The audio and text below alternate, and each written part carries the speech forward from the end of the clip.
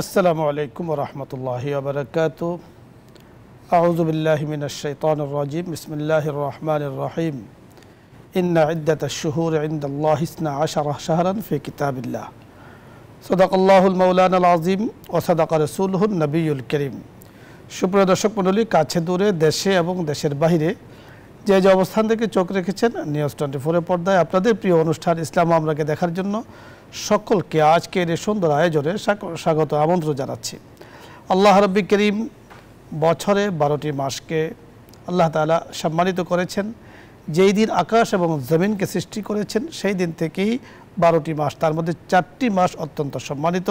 আমরা ইতিমধ্যে আলোচনা করেছি, তার মধ্যে মহররম অত্যন্ত গুরুত্বপূর্ণ একটি মাস।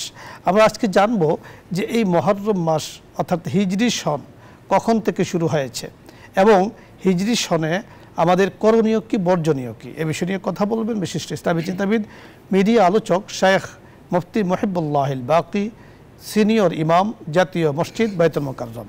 সাথে আছি আমজাদ হোসেন হেলালি।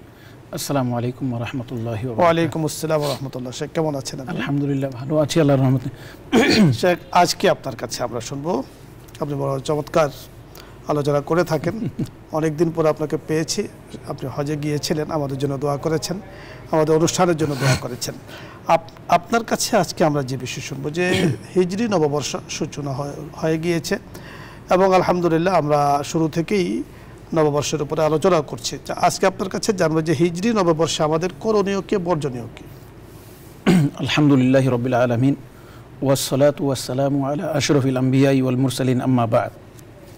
প্রথমে আমি আপনাকে ধন্যবাদ জানাচ্ছি এই জন্য যে হিজরি নববর্ষের সাথে সম্পৃক্ত আপনি যে আয়াতটি পড়েছেন সেটার মধ্যে আল্লাহ পাক রব্বুল যে কথাটি বলেছেন সেই কথার মধ্যে একটা অলৌকিকত্ব আছে। সেটাকে আল্লাহ পাক রব্বুল বলেছেন যে যেই দিন থেকে আল্লাহ আকাশ এবং জমি সৃষ্টি করেছেন সেই দিন থেকে নির্ধারিত হয়েছে 12টি মাস। দেখেন, এখন বর্তমানে আমাদের একটা পূর্ব প্রান্তের লোকদের সাথে পশ্চিম প্রান্তের লোকদের একটা সম্পর্ক আছে। সেই জন্য ওরা কি বলতেছে, আমরা কি বলতেছি, সবগুলি একটা মিলমেশার কারণে আমরা একজন আরেকজনের সব কিছু উপলব্ধি করতে পারছি, বুঝতে পারতেছি। কিন্তু দেখেন, যখন পশ্চিম প্রান্তের সাথে পূর্ব প্রান্তের কোনো সম্পর্ক ছিল না, তখন এই পশ্চিম প্রান্তের লোকেরা 12টি মাস হিসাব করত, পূর্ব প্রান্তের লোকেরা 12টি মাস হিসাব করত।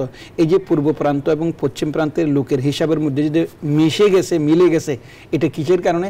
এটা প্রাকৃতিক কারণে। আল্লাহ পাক রব্বুল 12টি মাস সৃষ্টি করছেন বলেই আমাদের সৃষ্টি হলে আমরা যদি গণনা করতাম তাহলে এক এক এলাকার মধ্যে এক একটা মাস হইতো। কেউ বলতেছে না বছরকে আমরা 10 মাসে বিভক্ত করি, কেউ বলতেছে না আমরা 14 মাসে বিভক্ত করি। এটা আল্লাহর সৃষ্টি বলেই এইভাবে নির্ধারিত করা, আল্লাহ কর্তৃক নির্ধারিত হয়েছে বলেই 12টি মাস হয়েছে। এক। 2 নম্বর যে বিষয়টি সেটা হলো, যখন আপনি সৌর বছর হিসাব করবেন তখন হিসাব করতে করতে কোনো এলাকার মধ্যে যদি কিছু মানুষ একেবারেই কোনো একটা দৈবক্রমে সবগুলো লোকগুলো মারা যায়, তখন তারা মাসের শুরু কখন করবে তাদের মধ্যে খুব অস্থির হয়ে যেতে হবে। কারণ জানুয়ারি মাস কখন শুরু হবে, ফেব্রুয়ারি মাস কখন শুরু হবে, সেটা যদিও সূর্যের সাথে সম্পর্ক, এমন সম্পর্ক যেটা বের করা কিন্তু কঠিন। আল্লাহ পাক রব্বুল চাঁদ একটা এমন দিয়েছে যে আবার বছর কখন, মাস কখন শুরু হবে না হবে চাঁদের উদিত হওয়ার অস্ত যাওয়ার মাধ্যমে আপনি স্পষ্টভাবে জানতে পারবেন। সুবহানাল্লাহ। এটা আরেকটা আল্লাহ পাক রব্বুল বিশাল হিকমা রয়েছে এর মধ্যে। তৃতীয় যে বিষয়টা আপনি একটা গুরুত্বপূর্ণ কথা বলেছেন যে আমরা যে হিজরি নববর্ষ হিসাব করতেছি এখন 1447 হিজরি শুরু হয়েছে।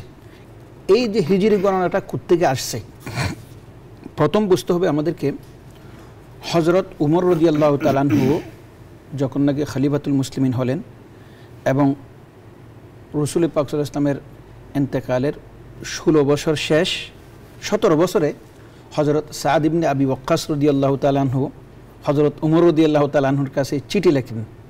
আমিরুল মুমিনিন, মাঝে মধ্যে আমাদের কাছে বিভিন্ন জায়গা থেকে চিঠি আসে, সেখানে রবিউল আউয়াল লেখা থাকে, মুহররম লেখা থাকে।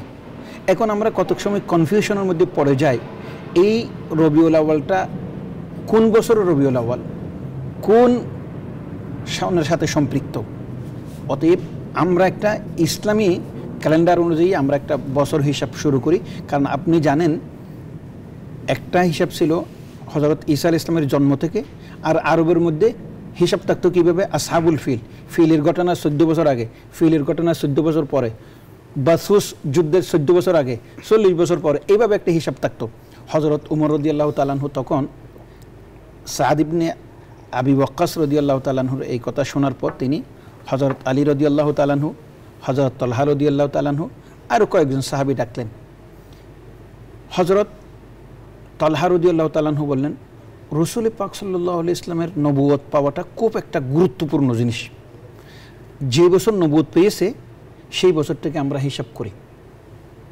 তখন হযরত উমর রাদিয়াল্লাহু তাআলা আনহু বললেন, নবুয়ত খুব গুরুত্বপূর্ণ জিনিস, তবে নবুয়ত কোন দিন পেয়েছে, কোন বছর পেয়েছে, কীভাবে পেয়েছে, এটা বিভিন্ন জনের কাছে বিভিন্নভাবে ব্যাখ্যা আছে, আমরা সেরে যাব না।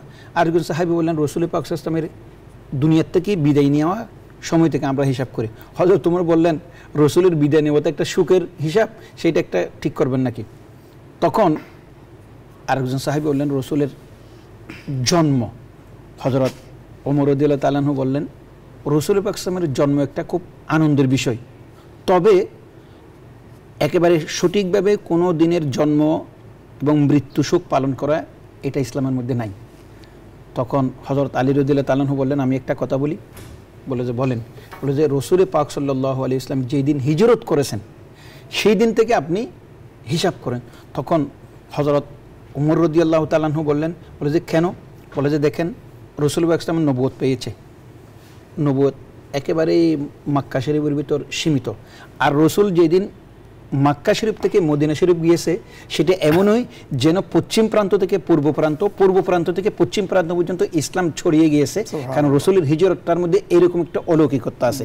এবং রাসূল মদিনা শরীফ যাওয়ার পর সেখানে আন্তর্জাতিক আইন থেকে নিয়ে এবং বিভিন্ন সম্প্রদায় যারা ইহুদি নাসারা খ্রিস্টান আছে তাদের সাথে কীভাবে সম্পর্ক রাখা হবে এবং মুসলিম ও মুসলিমের সাথে মানুষ হিসেবে কী সম্পর্ক থাকবে, সবগুলির পরিপূর্ণতা অর্জন করেছে মদিনা শরীফ গিয়ে। তখন উমর রাদিয়াল্লাহু তাআলা আনহু বললেন, আলী আপনার হিসাবটাই হিসাব করা হবে। তখন হযরত উমর রাদিয়াল্লাহু তাআলা আনহু, রাসূল পাক সাল্লাল্লাহু আলাইহি ওয়াসাল্লাম জন্মগ্রহণ করেছেন 570 খ্রিস্টাব্দে এবং রাসূল পাক সাল্লাল্লাহু আলাইহি ওয়াসাল্লাম নবুয়ত পেয়েছেন স্বাভাবিকভাবে 510 খ্রিস্টাব্দে।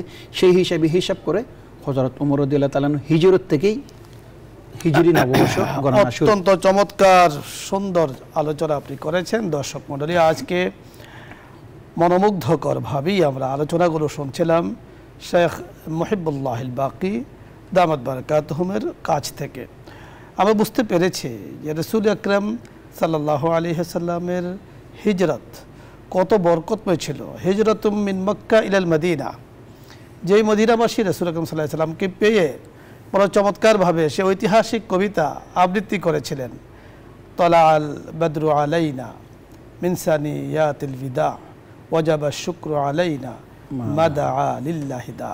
রাসূল আকরাম সাল্লাল্লাহু আলাইহি ওয়াসাল্লামের প্রশংসা করা, রাসূলের উপরে দরুদ পড়া আমাদের উপরে, প্রত্যেকটি মুসলিমের উপরে জরুরি অত্যাবশ্যকীয়। আমরা আলোচনা করছিলাম হিজরি নববর্ষ, করণীয় এবং বর্জনীয়। করণীয়গুলো আলোচনা আমরা ইতিমধ্যে শুনেছি। বর্জনীয় কোনো ধরনের কুসংস্কারে মন দেয়া যাবে না। হিজরি সনকে বরকত হিসাবে নিতে হবে আমাদের করণীয়। বর্জনীয় সব ধরনের কুসংস্কার থাকে, যেমন আমাদের সমাজে প্রচলিত আছে মহররম মাসে বিবাহ শাদী করা যাবে না, মহররম মাসে ওই কাজ করা যাবে না, এই ধরনের সম্পূর্ণ ভিত্তিহীন কথাবার্তা। মহররম সম্মানিত মাস, গুনাহ বর্জনের মাস, গুনাহ থেকে মুক্ত থাকার মাস, ভালো থাকার মাস, ভালো কাজ করার মাস। আল্লাহ রাব্বুল কারীম আমাদেরকে কথাগুলো বোঝার তৌফিক দান করেন। আলোচ্য বিষয় নিয়ে আপনাদের যদি কোনো কিছু জানার থাকে, বোঝার থাকে, কোনো প্রশ্ন থাকে, আপনি বলতে পারেন, আমরা চেষ্টা করব কথা বলার জন্য। জি, আসসালামু আলাইকুম ওয়া রাহমাতুল্লাহ। দর্শক নাম বলে পরিচয় দিয়ে প্রশ্ন করুন। ওয়া আলাইকুম আসসালাম ওয়া রাহমাতুল্লাহি ওয়া বারাকাতুহু। হুজুর, আমি বেলমপাড়া সুনামগঞ্জ থেকে ইনুর বলছিলাম। জি বলুন।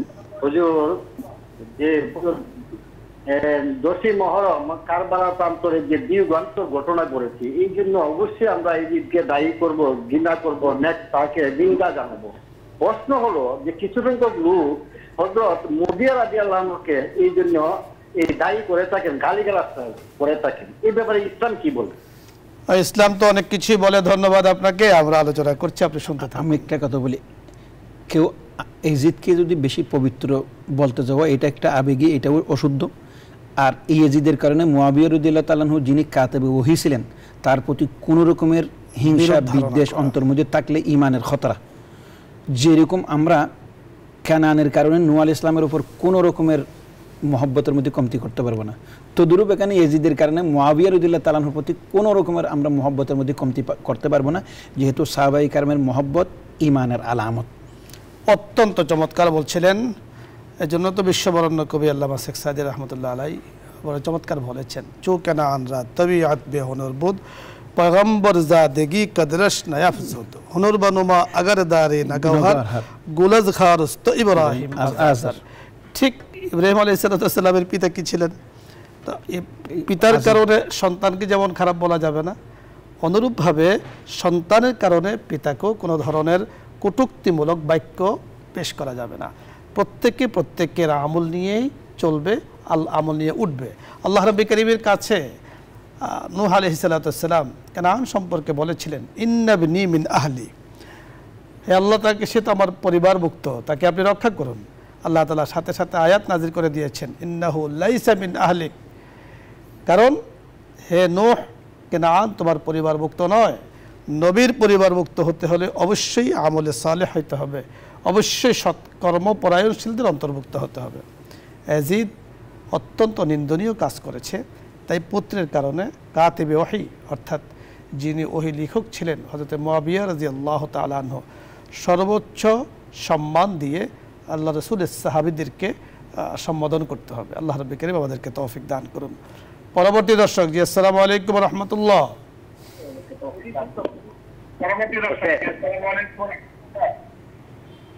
হ্যালো, আসসালামু আলাইকুম। ওয়া আলাইকুম আসসালাম। হুজুর, এই যে আমার এই যে মসজিদে নামাজ পড়ি, এই নামাজে গতকাল বা মাঝে মধ্যে এরকম হয়, এখান নামাজে 3 রাকাত পড়ে সালাম দিয়ে ফেলাইছে ইমাম সাহেব। মসজিদে মুসল্লি 300-400 বা 500 হয়, মাদ্রাসাও আছে সাথে। এখন 3 রাকাত পড়ে সালাম দিতে কেউ এই বিভাগ পায় নাই, কেউ লোকমা দেবার খাও, কেউ তো খাওয়াস্থানে, আর কেউ বুঝেই নাই এটা কি হবে। দেউরিয়া পরে পড়ছে না মাথা ভাত কে দেখা পুনরায় নামাজ পড়তে হবে। ধন্যবাদ, আমরা আপনার কথা বুঝতে পেরেছি। এখানে একটা আমার বুঝতে পেরেছি একটা বিষয় আছে। এখন যেমন মনে করেন আমি ইমাম সাহেব, আমি 3 রাকাত পরে সালাম ফিরে ফেলছি, তো মুসল্লিরা মনে করতেছে হুজুরই বোধহয় বেশি অশুদ্ধ করছে, হুজুর 3 রাকাত পরে সালাম ফিরাইলে কেন?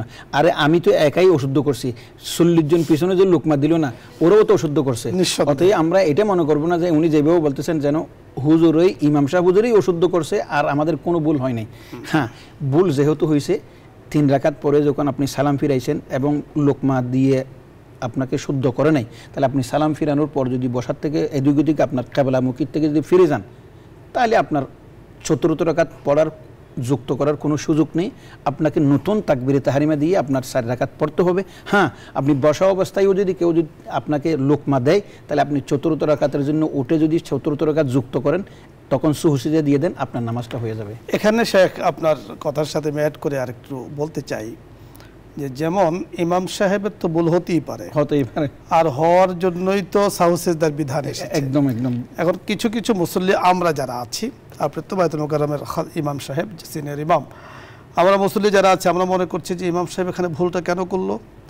আপনি যেমনটি বলেছেন যে 300-400 মুসল্লি এই মসজিদে নামাজ পড়েছে, কেউ লোকমা দেয় নেই, তাহলে এখানে এটারও সম্ভাবনা আছে মুসল্লিরাও লোকমা দেয় নাই, ইমাম সাহেবও সেই লোকমা নেননি, হতে পারে 4 রাকাতে হয়েছে। আপনি যিনি প্রশ্ন করছেন হয়তো বা গলত আপনারও হতে পারে, একদম এটাও হতে পারে যে আপনার হিসেবে 3 রাকাত, আসলে নামাজ 4 রাকাতে হয়ে গিয়েছে, যেহেতু কেউ এটাকে ধরতে পারেনি।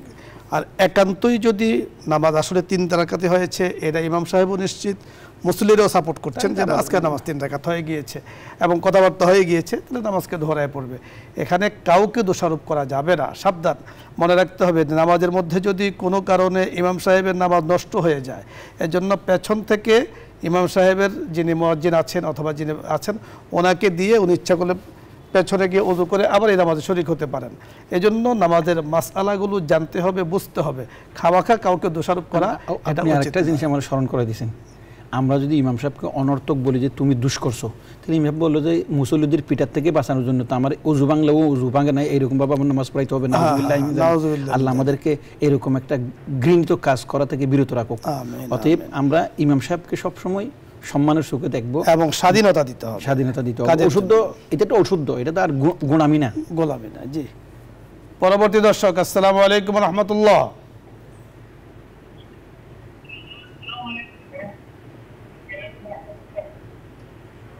হ্যালো, জি, প্রশ্ন করুন। নাম আব্দুল জাক, কোন থেকে বলছেন? জি, প্রশ্ন করুন। হুজুর, আমার ওয়ালাইকুম আসসালাম। হিজরি নববর্ষ এটাকে কেন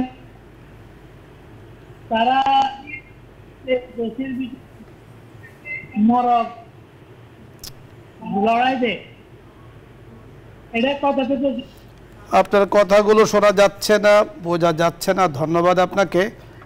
আমরা একটু আগে বলেছি, আপনাকে বলেছি, হিজরি নববর্ষে কোনো কুসংস্কারের সুযোগ নেই।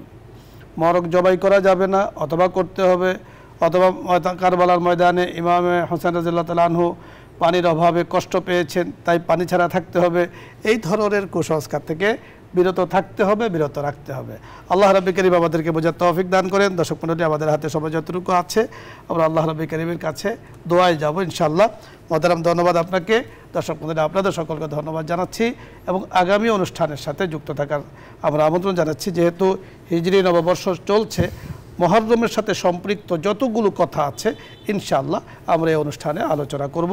আপনারাও প্রশ্ন করবেন, প্রশ্ন বানিয়ে নেবেন এবং যত ধরনের প্রশ্ন আসে আপনারা চেষ্টা করবেন এই অনুষ্ঠানে যুক্ত হওয়ার জন্য। প্রশ্ন নিয়ে আল্লাহ তাআলা আমাদেরকে তৌফিক দান করুন। আমিন ইয়া রাব্বাল আলামিন। এখন দোয়া হবে, দরুদ ইস্তিগফার পাঠ করি। আল্লাহুম্মা সাল্লি আলা সাইয়্যিদিনা ওয়া নাবিয়্যিনা ওয়া শাফিঈনা ওয়া হাবিবিনা ওয়া মাওলানা মুহাম্মদ সাল্লাল্লাহু আলাইহি وعلى آله وأصحابه وبارك وسلم. أستغفر الله ربي من كل ذنب وأتوب إليه. لا حول ولا قوة إلا بالله العلي العظيم. اللهم آمين. الحمد لله رب العالمين، والصلاة والسلام على أشرف الأنبياء والمرسلين، والعاقبة للمتقين ولا عدوان إلا على الظالمين. ربنا ظلمنا أنفسنا وإن لم تغفر لنا وترحمنا لنكونن من الخاسرين. ربنا اغفر لنا ذنوبنا وكفر عنا سيئاتنا وتوفنا مع الأبرار. رب العالمين, একটি নতুন বছর শুরু হয়েছে। সাহাবায়ে কারাম রাদিয়াল্লাহু তাআলা আনহুম নতুন হিজরি বছর যখন শুরু হতো তখন তারা পড়তেন, আল্লাহুম্মা আদখিলহু আলাইনা বিল আমনি ওয়াল ঈমান ওয়াস সালামাতি ওয়াল ইসলাম ওয়া জিওয়ারিম মিনাশ শাইতান ওয়া রিদাম মিনার রহমান। হে আল্লাহ, আমাদের এই যে নতুন বছর শুরু হচ্ছে, এটাতে আমাদেরকে সুখ শান্তি দান করুন, ইসলামের সাথে অতিবাহিত করার তৌফিক দান করুন, শয়তানের ওয়াসওয়াসা আক্রমণ থেকে বেঁচে থাকার তৌফিক দান করুন। আর সবচেয়ে বড় কথা হচ্ছে এই বছরটি যেন আপনার সন্তুষ্টির মাধ্যমে অতিবাহিত করা যায়, সেই তৌফিক দান করুন। রব্বুল আলামিন, জীবনে যত গুনাহ করেছি, পাপ করেছি, সীমা লঙ্ঘন করেছি, সমস্ত গুনাহ থেকে তওবা করছি। মেহেরবানি করে দয়া করে আপনি আমাদের গুনাহ খাতা মাফ করে দেন মওলা। বিশেষ করে রব্বুল আলামিন, আমাদের এই অনুষ্ঠানের সাথে যেসব মা বোনেরা সংযুক্ত আছেন এবং আমাদের কাছে দোয়া চেয়েছেন বা চান নাই, প্রত্যেকের নেক দোয়াগুলো আপনি মেহেরবানি করে কবুল ও মঞ্জুর করে নেন মওলা। রব্বুল আলামিন, আমাদের এই অনুষ্ঠানকে হেদায়েতের মাধ্যম বানিয়ে দেন মওলা। রব্বুল আলামিন, আমাদের মধ্যে কোনো কথাবার্তার মধ্যে ভুল ত্রুটি হলে সেগুলি আমাদেরকে শুধরিয়ে নেওয়ার তৌফিক দান করে দেন মওলা। মুসলমানের মধ্যে বিভ্রান্ত সৃষ্টি হয়, সেই রকম যে কোনো বর্ণনা থেকে আপনি মেহেরবানি করে দয়া করে আমাদের সবাইকে হেফাজত করেন মওলা। রব্বুল আলামিন, আপনি আমাদের দেশকে আকাশ থেকে পতিত, জমি থেকে নির্গত সমস্ত বালা মুসিবত থেকে হেফাজত করেন মওলা। রব্বুল আলামিন, বিশেষ করে আমাদের ছেলে মেয়ে সন্তানগুলো মোবাইলের কারণে বিপদগ্রস্ত হয়ে যাচ্ছে, বন্ধুবান্ধবের চরিত্রের কারণে বিপদগ্রস্ত হয়ে যাচ্ছে। আমাদের কলিজার টুকরা ছেলে মেয়ে সন্তানগুলোকে রব্বুল আলামিন সঠিক পথে পরিচালিত হওয়ার, হেদায়েতের উপর অবিচল থাকার তৌফিক দান করে দেন মওলা। রব্বুল আলামিন, আমাদের বহু বন্ধুবান্ধবের ছেলে মাদ্রাসার পরীক্ষা দিচ্ছে, স্কুলে পরীক্ষা দিচ্ছে, তাদেরকে সফলতার সাথে পরীক্ষা আদায় করার তৌফিক দান করে দেন মওলা। রব্বুল আলামিন, বসুন্ধরা গ্রুপ রব্বুল আলামিন এই দিনই অনুষ্ঠান চালিয়ে যাচ্ছে। বসুন্ধরা গ্রুপের রব্বুল আলামিন সম্মানিত চেয়ারম্যান, এমডি, তার পরিবার পরিজন সবাইকে আরও নেক আমল, দিনের আমল করার তৌফিক দান করে দেন মৌলা, দ্বীনের সহযোগিতা করার তৌফিক দান করে দেন মৌলা। রব্বুল আলামিন আমাদের এই নিউজ 24 এই যে দ্বীনি প্রোগ্রাম প্রচারে যারা সহযোগিতায় আছে, বিভিন্ন স্তরে কাজ করে যাচ্ছেন, প্রত্যেককে আপনি কবুল করে নেন মৌলা, প্রত্যেকের পরিবার পরিজনকে কবুল করে নেন মৌলা, প্রত্যেকের ছেলে সন্তানকে আপনি কবুল করে নেন মৌলা। আমাদের বহু দর্শক আমাদের কাছে তাদের ছেলে মেয়ে সন্তান অসুস্থ, সেই জন্য দোয়া চেয়েছেন, তাদেরকে সুস্থতা দান করে দেন মৌলা। রব্বুল আলামিন আমাদের অভাব দূরীভূত করে দেন মৌলা। সারা বিশ্বের মুসলমানের উপর আপনি রহমত নাজিল করেন মৌলা। বিশেষ করে রব্বুল আলামিন ফিলিস্তিনের মুসলমানের উপরে যেরকম জুলুম নির্যাতন হচ্ছে, বিশেষ করে নিষ্পাপ মাসুম বাচ্চারা অনাহারে অর্ধাহারে মরেছে, তাদেরকে রব্বুল আলামিন তাদেরকে জুলুম থেকে হেফাজত করেন। সুবহানা রব্বিকা রব্বিল ইজ্জাতি আম্মা ইয়াসিফুন ওয়া সালামুন আলাল মুরসালিন ওয়ালহামদুলিল্লাহি রব্বিল আলামিন বিরহমাতিকা ইয়া আরহামার রাহিমিন।